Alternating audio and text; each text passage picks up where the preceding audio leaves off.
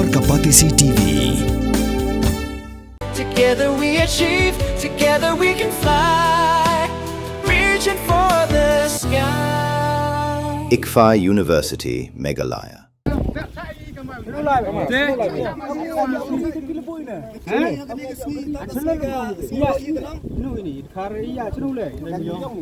Ki Pajba jong ka Shnongrim East Jante Hills District ki Pyrshah ka public hearing lani ka jingpen sngo Pajba ban sa pelong da ka Meghalaya State Pollution Control Board na ka benta ka Shri Cement Limited ha ka laipo tere unaitung arja punriu ki la Khang Lynti de ki mau ha preng surong bat ki la bat lot ya ki brio ki batmu bandai sa amet lupa Shah ka Shnong daistong namarba ka Lynti ya ka long ka bajngai bat ka shimpor bun kanta ban poi sakani ka Shnong nalor kata wat ka kali jong we Ophisar ka Meghalaya State Pollution Control Board ru kala syabat akipai ba dak babu jingkeli babalai kilik sa amit lupa syadai stong haba ka public hearing kan long hakapor prabjem step jong ka lai poi trik unaitung arja punrio dei andalawan poi kipulet kipai ba kila pelatno kali u Ophisar ka Meghalaya State Pollution Control Board bandai syadai stong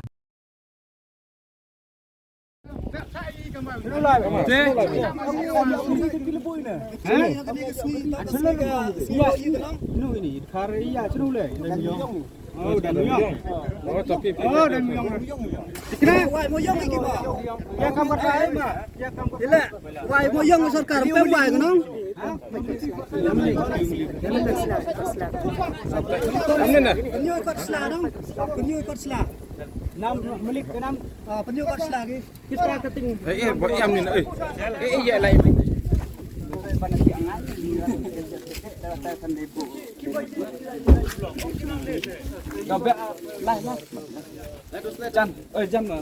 Jan dong